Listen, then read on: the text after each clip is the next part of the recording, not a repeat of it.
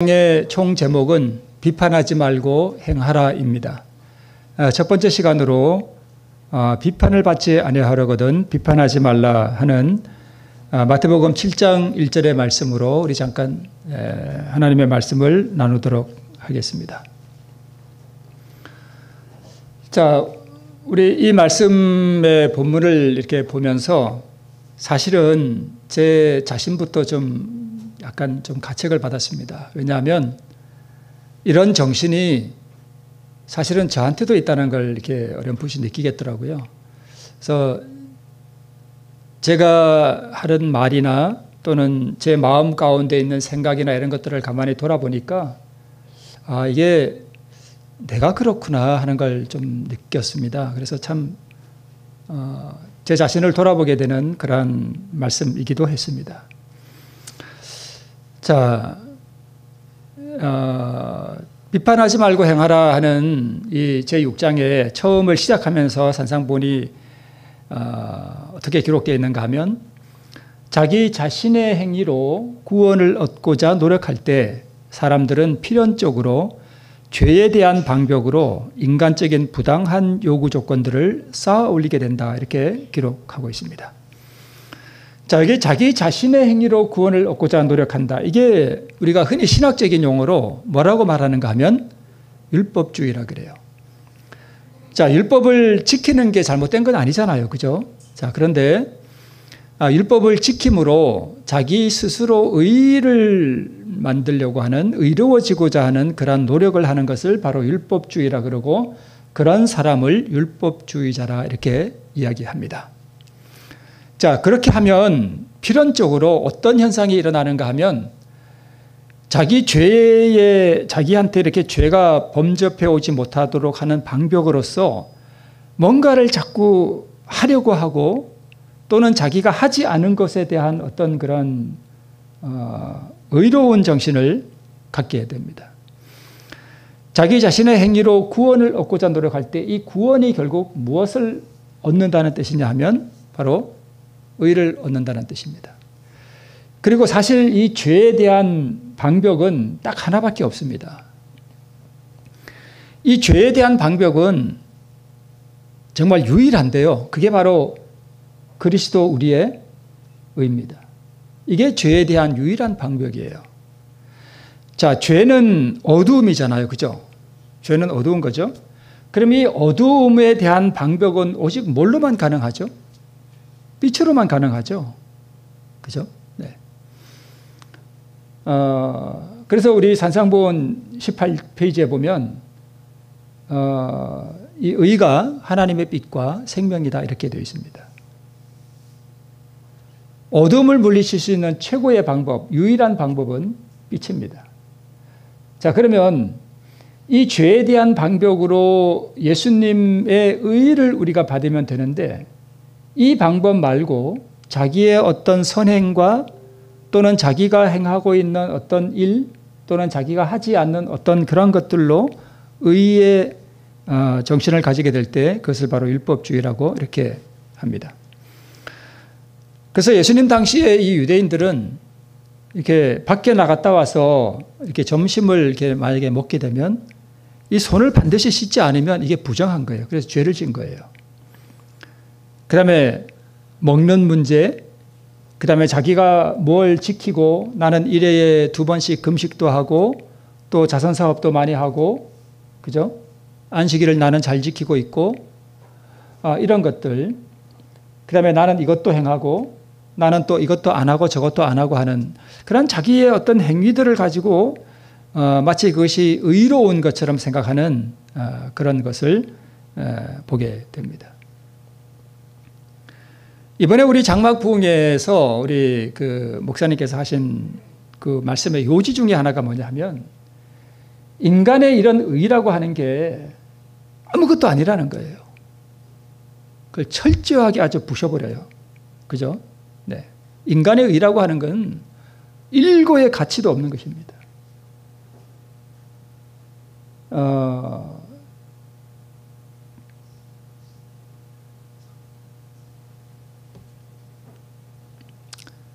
그래서 이러한 사람들이 발견하게 되는 게 뭐냐 하면 나중에는 율법을 지킬 수 없다는 사실을 알게 됩니다.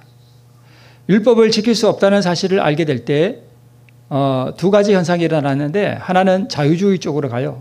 율법 어차피 지킬 수 없다. 그러므로 은혜로 구원받는다. 이런 식으로 가고, 또는 포기하게 되는 그러한 일들이 일어납니다.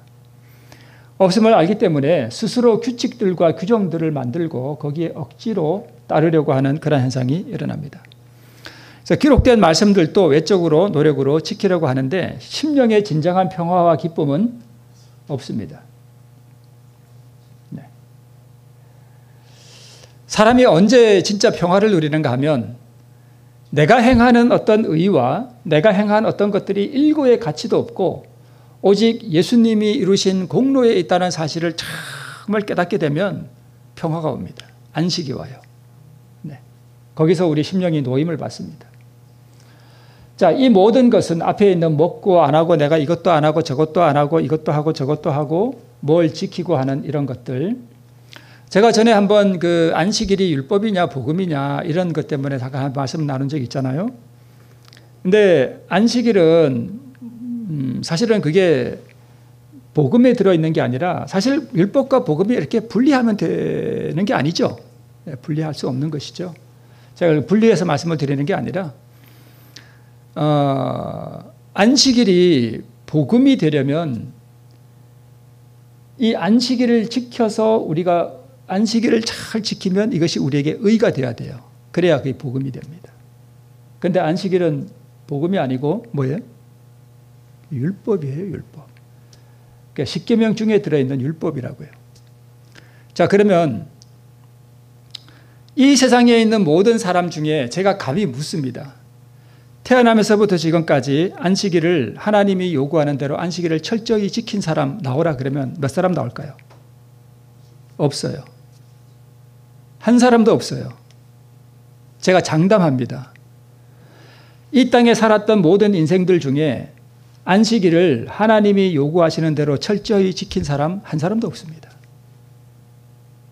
그럼 우리가 안식일 앞에, 계명 앞에 딱 가면 안식일이 우리에게 뭘 선언할까요?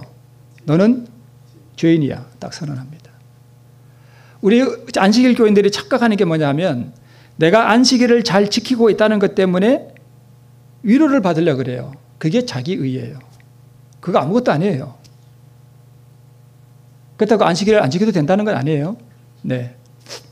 이걸 잘 우리가 이해를 하셔야 됩니다. 무엇이 우리에게 안식과 의를 주는가 하면, 안식일이라는 계명이 아니라 예수님이 주시는 거예요. 그죠? 네. 자, 이 모든 것은, 즉 자기가 어떤 행한 의나 자기가 의로 삼는 무엇, 이런 것들 모든 것은 마음을 하나님에게서 떠나 자기에게로 돌이키게 합니다. 자기에게로. 그래서 자신은 뭐하다는 정신이요? 의롭다는 정신이 갖게 됩니다. 그래서 이 율법을 지킴으로 또는 자기의 어떤 행위로 하나님 앞에 어떤 의를 얻고자 하는 이러한 사람들의 특징 중에 하나가, 자, 빨간 글씨 뭐가 부족한가 하면 은혜가 없어요.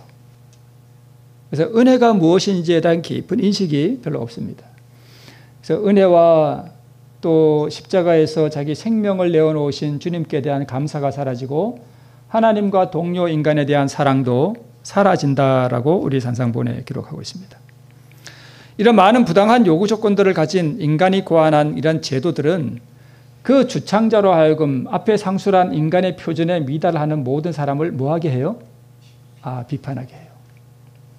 이기적이고 편협한 비판의 분위기는 고상하고 관대한 마음을 엉두르고 사람들로 하여금 자기 중심의 판단과 마음이 좁은 정탐꾼이 되게 한다. 이렇게 말씀하고 있습니다. 자, 첫 번째 비판하고, 두 번째 뭐가 무슨 마음이 없는가 하면 관대한 마음이 없어요. 자, 내가 오늘 이게 우리 그런 얘기 들어보셨죠? 우리 재림교회가 이렇게 이제 예배를 드리러 왔는데 우리 기존 교인이 이렇게 앉아 있습니다. 그런데 이제 새로 들어온 구도자가 교회에 왔어요. 근데 빨간 립스틱을 그리고 귀걸이를 이렇게 달랑달랑 하고 이렇게 교회에 앉아 있습니다. 진짜 그런 일이 제가 들었어요. 우리 교인들 어떻게 볼까요, 이걸요? 예, 까자매 눈 해가지고 이렇게 쳐다본단 말이에요. 어떻게 교회 오면서 저렇게 해가지고 하나님의 성전에 오는데 이러면서 이렇게 그런 정신으로 바라보는 거. 그게 뭐냐 하면 나의 표준은 내가 그래도 이 교회 다니면서 그러니까 그런 사람은 이게 잘 모르잖아요. 그죠? 와서 뭐 귀걸이를 해야 되는지 안 해야 되는지 이것도 잘 모르고 그러잖아요. 이제 하나의 그는 예의에 불과한 것이지만 내가 하고 있는 일에 미달하는 사람을 보면 비판하는 정신을 가져요. 정죄하는 정신.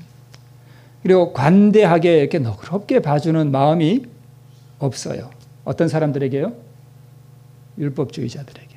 비판하는 사람들에게 그렇다는 것입니다.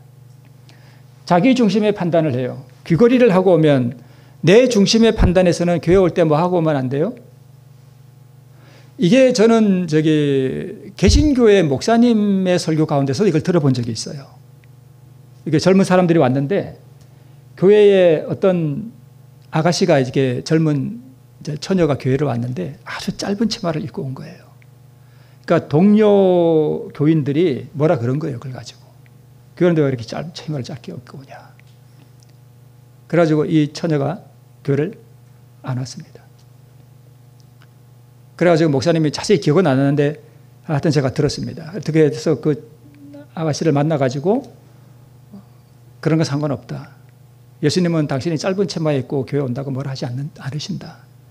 잘 모르잖아요. 그죠? 그러니까 이 아가씨가 그때 설교를 제가 듣기로는 이게 좀 방탕하게 살던 아가씨예요. 그러니까 짧은 치마 입고 그렇게 다니는 거예요. 그러니까 내 중심으로 다 판단하는 거예요. 교회 오면 짧은 치마 입으면 안 되고. 그러니까 그런 사람들이 옆에 와서 앉아있는 거 보면 내 중심으로 판단하고 너그럽게 잘 몰라서 그랬겠거니 하고 이렇게 포용해주는 정신이 없다는 거예요. 그게 율법주의자라는 거예요. 그리고 마음이 좁은 무슨 꾼이 되게 해요? 정탐꾼이 되게 해요. 그러니까 내 마음에 있는 악이나 또는 내 마음속에 있는 죄, 내가 하나님 앞에서 부족한 부분들을 정탐해야 되는데 누구를 정탐해요? 옆에 있는 사람을 정탐하는 것입니다. 그래서 누가복음 20장 20절에 보면 이 바리새인들이 뭘 보내요? 정탐들을 보내요. 그래서 그들 스스로 뭐 인체하며 의인 인체하며 예수님의 말을 뭐 잡게 하니? 책 잡게 하니. 이게 바로 율법주의자들의 특징이라는 것입니다. 그래서 내가 알고 있는 어떤 사람이 저 사람 옛날에 술 먹고 다녔는데 저 교회 장로라고 저렇게 행세하고 다니네. 그래서 그 사람 이래 볼 때마다 아이고 저것도 장로라고. 옛날에 네가 뭐 했는지 네가 옛날에 뭔 짓 하고 다니는지 내가 다 알고 있어 이놈아. 너는 내가 모른다고 생각하지? 나 다 알고 있어. 그래서 내가 알고 있는 어떤 사람이 그리고 그 사람의 과거의 내가 행실을 내가 알고 있어요. 그때에 그 사람을 향해서 정죄와 비판과 멸시의 어떤 감정이 이렇게 솟아오른다면 나는 뭐예요? 그게 율법주의자예요. 나는 옛날에 뭐 안 먹었으니까. 술 안 먹었다 이거예요. 왜 그렇게 하는가 하면 내 자신이 속절없는 죄인의 상태에서 예수님의 그 무한한 은혜로 구원을 받았다는 그 경험이 뭐예요? 없어요. 율법주의자들의 특징이 뭐냐 하면 은혜를 몰라요. 그래서 자신이 속절없는 죄인으로서 은혜로 자기가 구원을 받았다는 그 깊은 인식이 없으면 다른 사람을 비판합니다. 그래서 내가 알고 있는 그 사람이 내가 그 사람의 죄를 알고 있어도 내가 아는 그 사람도 은혜로 구원을 얻는다는 것을 모릅니다. 그래서 우리 가나마다 잡힌 여인을 끌고 와서 다 뭘 들었죠? 뭐 하나씩 들고 왔어요? 돌 하나씩 다 들고 왔죠. 여차하면 뭐 하려고요? 던지려고. 사실 우리 손에 든 이 돌멩이를 다 내려놔야 되는데 어떨 때 문득 돌아보면 이 돌을 누가 들고 있어요? 제가 들고 있더라고요, 이걸요. 그래서 저는 이번에 이 말씀을 해보면서 내가 이 사람이구나 하는 걸 어렴풋이 조금 사실은 좀 그렇습니다. 너나 나나 모두 뭐예요? 네. 제가 우연히 그 노래를 한번 듣게 됐어요. 이런 얘기를 들으면 안 되는데 그 가수 나훈아가 부른 제목은 뭔지 모르겠어요. 혹시 아시는 분은 있을지 모르겠는데 가사가 뭐냐면 너나 나나 좀 자세히 기억은 안 나는데 너나 나나 우리 모두 다 뭐 알고 보면 다 미련하다는 것을 뭐 어쩌고 하는 그런 가사가 있어요. 제가 그 가사를 이렇게 은필 이렇게 들었는데 참 공감이 되더라고요. 그러니까 너나 나나 우리 모두가 다 인생이 다 뭐예요? 미련하다는 거예요. 다 미련해. 그걸 바꿔서 말하면 너나 나나 우리 인생들이 모두 다 뭐예요? 다 죄인이라는 거예요. 하나님 앞에. 다 고만고만해요.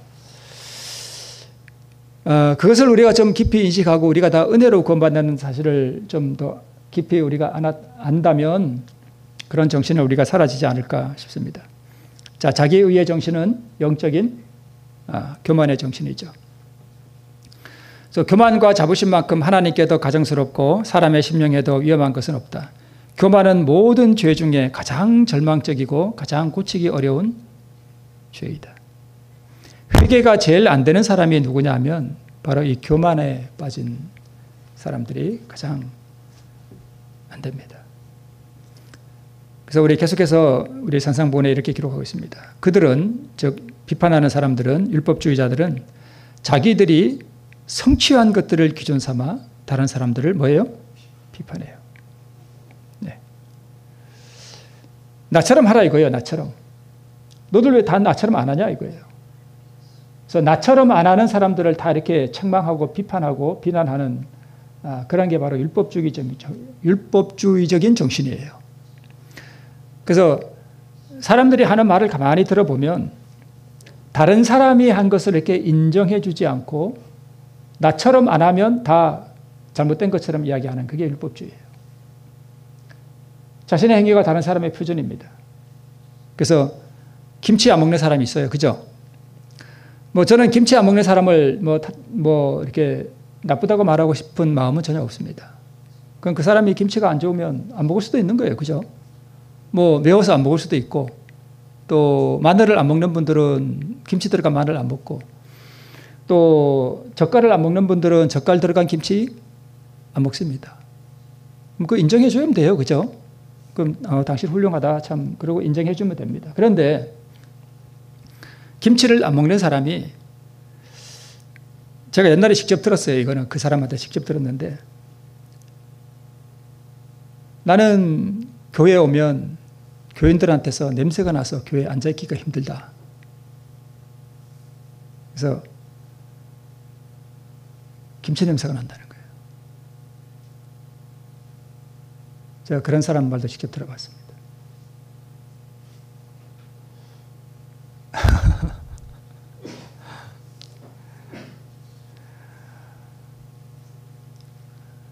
율법주의예요.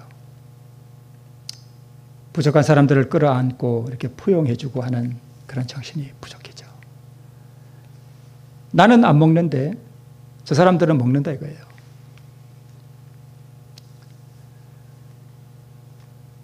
그것은 자신을 기준으로 삼지 말라이다. 나는 고기 안 먹어도 누가 고기 좀 먹거든 단백질이 부족한 모양이구나. 그리고 좀 이해해주고, 그죠? 좀 많이 좀, 예. 그대의 의견, 의무에 대한 그대의 견해, 성경에 대한 그대의 해석을 다른 사람들에 대한 표준으로 삼지 말고 그들이 그대의 이상에 도달하지 않을지라도 마음속으로 그들을 뭐 하지 말라? 정죄하지 말라. 그러니까 보세요. 예언의 신에 고기 먹지 말라 그랬잖아요. 그죠? 고기 먹으면 안 좋다 그랬잖아요. 근데 누가 고기 먹거든 그 이상에 도달하지 말아도 않아도 또 저 고기 먹고 있네. 그러고 정죄하지 말라 이거예요. 비판하지 말라 이거예요.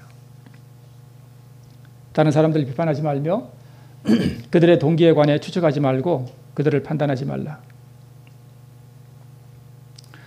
전에 한번 재림연수원에 갔더니 목사님이 그래요.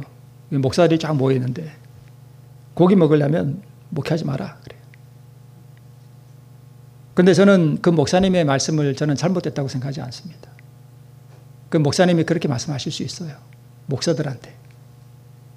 받을 만한 분은 받으면 돼요. 그죠? 네. 저는 그때 그 목사님이 하신 말씀을 저는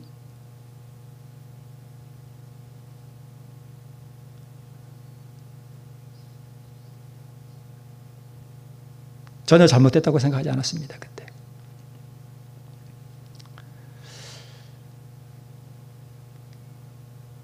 다른 사람을 비판하고 판단할 때 자신에게도 같은 죄가 있는 것이며 스스로를 정죄하는 것이다 라고 말하고 있습니다. 형제의 눈 속에 있는 뭐는 보고 티는 보고 내 눈 속에 있는 들보는 깨닫지 못하는. 자, 예를 들어서 독실한 신앙 과정에서 바른 교육을 받고 자란 성도가 있다고 합시다. 그런데 열악한 환경에서 자라서 정말 그런 가정이 있잖아요. 왜 부모가 불화하고 폭력적인 가정, 그런 가정에서 자라서 환경이 그러다 보니까 죄를 짓고 교도소에 있는 죄인이 있다고 합시다. 이 사람은 폭력을 해서 교도소에 들어갔습니다. 자, 하나님께서는 이 두 사람의 죄를 같이 취급하지 않으십니다. 이 둘 중에 누가 죄가 더 큰 것 같아요? 독실한 신앙 과정에서 바른 교육을 받고 자랐는데 이 사람은 어렸을 때부터 아주 그야말로 진짜 착실하게 살았어요. 술도 안 먹고 담배도 안 먹고 안식을 철저히 잘 지키고 부모 따라서 교회 열심히 잘 다니고 나쁜 짓은 전혀 안 했습니다. 그런데 만약에 이 사람이 예를 들어서 다른 어떤 사람을 멸시하고 이렇게 하는 그런 정신, 율법주의 정신이 있다고 합시다. 근데 어떤 사람은 지금 교도소에 가 있어요. 하나님께서는 이 두 사람 중에 어느 사람이 죄가 더 크게 볼까요? 저는 뭐라고 말하기는 좀 그래요. 여러분 한번 생각해 보세요. 일반 사람들이 생각할 때 교도소에 가 있는 사람이 죄가 더 큰 것 같죠? 네. 근데 하나님께서는 이 죄인이 왜 지금 교도소에 갔는지 그 원인으로부터 그 결과까지를 다 아셔요. 그런 가정에서 태어나서 아버지로부터 학대를 받고 엄마가 2살 때 엄마가 도망을 가가지고 엄마 없이 자라고 그런 환경들을 다 이해하시고 긍휼히 여기신다고요. 우리가 그런 것들을 이해하지 못하고 교도소에 있는 사람들은 나쁜 사람, 교회 안에 있는 사람들은 의인, 이렇게 단순히 우리가 판단할 수는 없습니다. 자, 지금 저 사람 눈에 뭐가 박혀 있어요? 들보가 박혀요. 들보 아시죠, 여러분? 이건 대들보라 그러죠, 이런 거. 그죠? 큰 게 대들보. 자기 눈에 들보가 있는 줄은 모르고 형제의 눈 속에, 야, 너 뭐가 있어? 네 눈 속에? 티가 있어. 그거 빼. 이렇게 지금 말하는 이런 현상들. 자, 독실한 가정에서 바른 교육을 받고 자란 성도가 만약에 교만한 정신에 사로잡혀 있다면 그게 뭐예요? 그게 들보예요. 근데 열악한 환경에서 살아서 교도소 안에 있는 죄인은 뭐일 수 있어요? 티일 수 있어요. 물론 바꿔서 말할 수도 있어요. 그죠? 제가 꼭 이렇다는 것은 아니지만 그렇습니다. 이게 결국은 루스벨의 정신이에요. 지극히 높은 자와 비길이라 하는 이 정신이 교만하여 다른 사람을 판단하고 비판하는 사람들이 범하는 죄가 바로 이 죄입니다. 모든 종교적 핍박의 비밀이 뭐냐 하면은 자기 의로 가득 찬 마음에서 나오는 것인데 형제를 비난하는 정신이고 이 형제를 비난하여 이것을 교정하고자 할 때 이것을 폭력적인 방법에 의지하는 것, 이것이 그래서 폭력적인 방법도 그냥 개인적인 폭력이 아니라 세속적인 권력, 즉 국가의 권력을 수단으로 핍박하는 이러한 정신이 계속해서 지금 기독교의 역사 가운데 이어져 왔는데 그리스도 당시의 유대인들도 예수님을 십자가에 못 박을 때 무슨 권력을 수단으로 핍박했는가 하면 국가의 권력을 수단으로 그렇게 했어요. 그죠? 그 다음에 교황권의 중세 암흑기도 마찬가지고 일요일 법령이라고 하는 것도 일요일에 너희들 왜 교회 가지 않냐 이거예요. 일요일날 교회 가라 이거예요. 근데 왜 교회 안 가냐? 그래서 이것을 어느 수단에 의해서 핍박하는가 하면 국가의 권력을 수단으로 핍박하는 게 뭐예요? 일요일 법령이에요. 죽인다 이거예요. 국가의 권력으로. 그래서 이것이 모든 종교적 핍박의 비밀이라는 것을 말해주고 있습니다. 자, 어려운 형편의 사람에게 조언을 해주게 되는 환경에서 그 사람에게 조언하는 말이 끼치는 감화는 평소에 그 사람에게 끼친 감화와 모본의 정도까지만 가능합니다. 이게 참 목사들한테는 참 부담되는 말이에요. 저한테도 마찬가지고.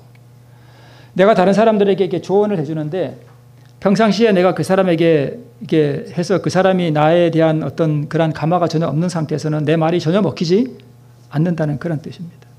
네. 자, 모세가 모압 평지에서 느보산에 올라 여리고 맞은편 비스가산 꼭대기에 이르매 이에 여호와의 종 모세가 여호와의 말씀대로 모압 땅에서 죽었습니다. 느보산은 이제 저기 여리고 맞은편이 있죠. 저 느보산 중에 이제 그 비스가산이라고 하는 봉우리가 있어요. 가장 높은 봉우리. 그 비스가산에서 모세가 죽었습니다. 이때 유다서 9절에 보면 천사장 미가엘, 즉 예수님이 모세의 시체에 대하여 마귀와 다투어 변론할 때에 감히 회방하는 판결을 쓰지 못하고 다만 말하되 주께서 너를 꾸짖으시기를 원하노라 하였다, 이렇게 기록하고 있습니다. 그러니까 예수님이 모세를 부활시키기 위해서 비스가산 꼭대기에 오셨을 때 거기에 누가 왔는가 하면 마귀가 왔습니다. 사단이 와서 예수님 부활 못 시킵니다. 이건 누구 겁니다. 이 시체? 내 겁니다. 왜요? 애굽인 쳐 죽였잖아요. 그리고 반석을 2번 쳤잖아요. 범죄했습니다. 내 거예요. 부활 못 시킵니다. 그럴 때 예수님이 뭐라고 할 수 있어요? 나 누가 다 해서 그런 거 아니고 다 이렇게 비난하고 비판하는 그런 판결을 할 수 있죠. 근데 그렇게 안 하신다는 것입니다. 이게 예수님의 품성이라는 것입니다. 회방하는 판결을 쓰지 못하고 되어 있습니다. 안 하고가 아니라 하나님의 품성은 사단이 쓰는 무기인 비판과 비난과 이런 판단하는 정죄하는 그러한 무기를 쓰지 못한다는 뜻입니다. 다만 말하되 주께서 너를 꾸짖으시기를 원한다라고 말씀하고 있습니다. 그래서 예수님의 정신, 예수님의 의를 받은 사람들은 그렇게 비판하고 비난하는 정신을 갖지 않는다는 것입니다. 여기 회방한다는 뜻은 뭐냐면 욕설을 하거나 또는 중상하고 비방하는 말 또는 험담하는 말을 바로 회방이라고 합니다. 그래서 다른 사람을 변화시키는 능력은 갈바리의 십자가의 그늘 아래서 맨 밑에 갈바리 십자가의 그늘 아래서 행하는 사람들에게는 비판이나 자만의 정신이 있을 수 없다라고 되어 있습니다. 자, 잘못을 범한 형제를 구원하기 위하여 체면은 물론 생명이라도 버릴 수 있다는 것을 느낄 때 비로소 그대의 눈에서 들보를 빼고 형제를 도와줄 준비를 갖추게 된다. 그제서야 형제에게 가까이 나가 그를 감동시킬 수 있다. 자, 그런데 여기 녹색 글씨가 뭐냐면 잘못을 범한 형제를 구원하기 위하여 체면은 물론 내 체면 중요하지 않고 내 생명이라도 버릴 수 있다는 것을 느낀다는 게 저게 무슨 뜻이냐 하면 내 안에 뭐가 들어왔을 때 저게 가능한가 하면 의가 들어왔을 때만 가능합니다. 자, 그러면 예수 그리스도의 마음, 즉 의가 들어왔을 때만 가능합니다. 자, 그러면 이제 정리를 하면서 이 산상보훈 제6과의 총 제목이 뭐냐면 비판하지 말고 뭐하라? 행하라입니다. 행하라. 자, 그러면 비판하지 말고 행하라 할 때 이 행하라가 행위냐 그러면? 믿음이냐 행위냐? 그죠? 그럼 우리가 행함으로 구원받나? 왜 행하라 그러지? 자, 이 행한다는 게 사실은 믿음이라는 말이에요. 왜 그런가 하면 내가 비판하거나 비난하는 정신이 올라올 때 내가 예를 들어 이 사람에게 비판하거나 비난하는 정신이 와서 이렇게 말을 해주고 싶을 때 이것을 뭐하고? 부인하고 자기를 부인하고 이것을 주님께 드리고 이 사람에게 회방하는 말을 하지 아니하고 무슨 말을 해줄 때? 좋은 말을 해줄 때 이게 자화폭이잖아요. 그죠? 그리고 이게 순종이잖아요. 그리고 내가 믿음으로 이렇게 하면 주님께서 의의를 나에게 주신다는 걸 믿음으로 그렇게 하는 거잖아요.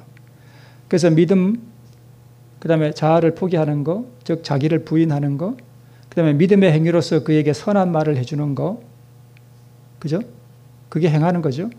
그래서 이게 행함으로 말미암는 의가 아니라 이 행함이 곧 의고 이것이 자아폭이고 이것이 믿음의 행위고 또 믿음이라는 것을 우리가 이해할 수 있습니다. 이게 구약 성경에 그렇게 많이 또 신약 성경에 말하는 순종하라라는 말씀의 의미입니다. 순종하라. 네. 오늘 이 말씀들을 우리가 다시 한번 우리 주님의 말씀을 다시 한번 보면서 사실은 이 말씀 준비하면서 제가 좀 찔렸어요. 말씀드렸듯이 내가 그런 사람이구나. 내가 참 그렇게 많이 해왔구나 하는 것을 제가 돌아보게 됐습니다. 다시 한번 우리가 우리 자신을 돌아보고 과연 내가 예수님의 마음을 내가 가지고 있는지, 의를 가지고 있는지 돌아보면서 다시 한번 의를 구하고 우리 자신을 주님께 드리는 우리 모두가 되시기를 바라면서 말씀을 마치겠습니다.